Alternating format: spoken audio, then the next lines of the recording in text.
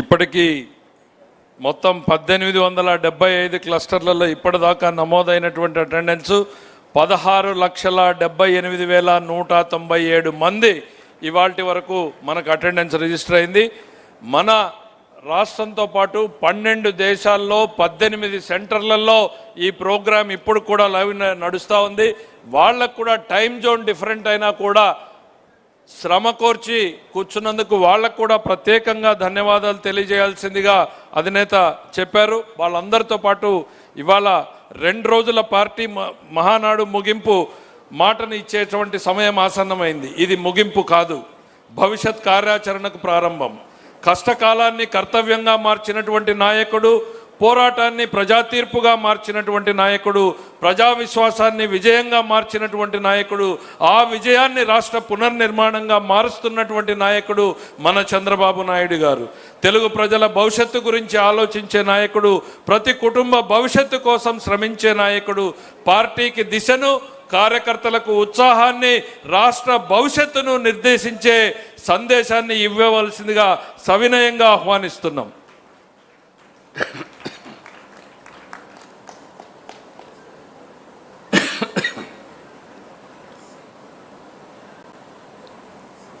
నాకు ప్రాణ సమానమైనటువంటి తెలుగుదేశం పార్టీ కుటుంబ సభ్యులందరికీ, ఇక్కడుండే వాళ్ళే కాదు, నిన్న ఈరోజు మీరు చూస్తే ఒక చరిత్ర, 16,75,000 మంది వర్చువల్ కాన్ఫరెన్స్కి ఒక్కరోజు వచ్చారంటే ఇది వినూత్నం, ఇది కొత్త అనుభవం.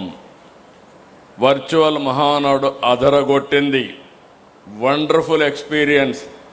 నా జీవితంలో చాలా మహానాడు చూశాను, కానీ ఈ మహానాడు మాత్రం ఒక చరిత్ర సృష్టించింది.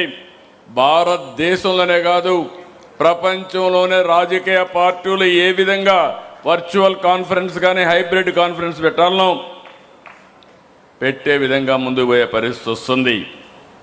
ఇది ఒక పెద్ద ప్రయోగం. 1 కాదు, 2 కాదు, 1875 క్లస్టర్లు. టెక్నాలజీ ఉంది, కానీ ప్రయోగం ఇంతవరకు జరగలేదు. దగ్గర 18 విదేశాల నుంచి 12 కంట్రీస్ అంతా కూడా ఈరోజు ఆన్లైన్లోకి వచ్చారంటే ఇది ఒక రికార్డ్ అని చెప్పి కూడా నేను మీకు తెలియజేస్తున్నా. రికార్డు సృష్టించడం, రికార్డు తిరిగి రాయడం, రికార్డు బద్దల కొట్టడం ఒక్క తెలుగుదేశం పార్టీకే సాధ్యం. అదే సమయంలో ఒక ట్రెండ్ సెట్టర్ కూడా. ఏదైనా ఎవరైనా చేయాలంటే దాన్ని ఒక పక్కన అనిత గారు లాస్ట్లో మాట్లాడిన వ్యక్తుల దగ్గర నుంచి బాగా మాట్లాడడం కాదు, క్షుణ్ణంగా లోతుగా చర్చించారు. ప్రతి ఒక్క తీర్మానం పైన 23 నెలల పాలనని విశ్లేషించారు, సమర్థవంతంగా ప్రజెంట్ చేశారు. అందరికీ అర్థమయ్యే విధంగా పార్టీ ఏం సాధించాం, భవిష్యత్తులో ఏం చేయాలని చెప్పారు. ఈ మహానాడు ద్వారా మనందరం ఒకే సందేశం, కార్యకర్తే అధినేత అనేది ఈ మహానాడులో అడుగడుగునా కనపడుస్తుంది. మామూలు కార్యకర్తల్ని ఈ వేదిక పైన మాట్లాడించడం కాదు, ఆ కార్యకర్త సమస్యని ఏ విధంగా పరిష్కారం చేశామో అవన్నీ ఉదాహరణలతో సహా ఇక్కడ పెట్టే పరిస్థితికి వచ్చారు. సామాన్య కార్యకర్తల ప్రసంగాలు, అదే ఈ పార్టీ వాళ్ళకి ఇచ్చే గౌరవం.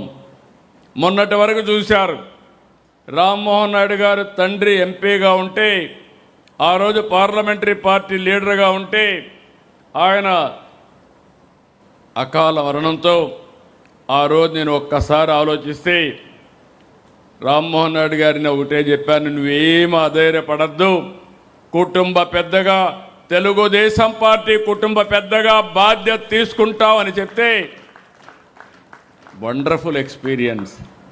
బాగా చదువుకున్నాడు, రాజకీయాలు కూడా బాగా చేస్తున్నాడు. 3వసారి ముచ్చటగా ఎంపీ అయ్యాడు, మళ్ళీ 4వసారి కూడా అవుతాడు. అందుకే ఆయన చేసిన కార్యక్రమాలు చూసిన తర్వాత నేను కేంద్రంలో మంత్రులు ఇస్తామంటే మొట్టమొదటిసారిగా మళ్ళీ క్యాబినెట్ మినిస్టర్గా రామ్మోహన్ నాయుడు చేశామంటే అతి చిన్న వయసులో ఈరోజు సెంట్రల్ క్యాబినెట్లో ఉన్నాడు. అది ఆయన అనుభవం. ఇప్పుడే అనిత గారు చెప్పారు, ఆ రోజు ఒక టీచరు, ఈరోజు ఒక హోమ్ మినిస్టర్. ప్రాక్టీస్ చాలా స్పష్టంగా ప్రాక్టీస్ చేసింది, కష్టపడింది, పార్టీ ఆదరించాం.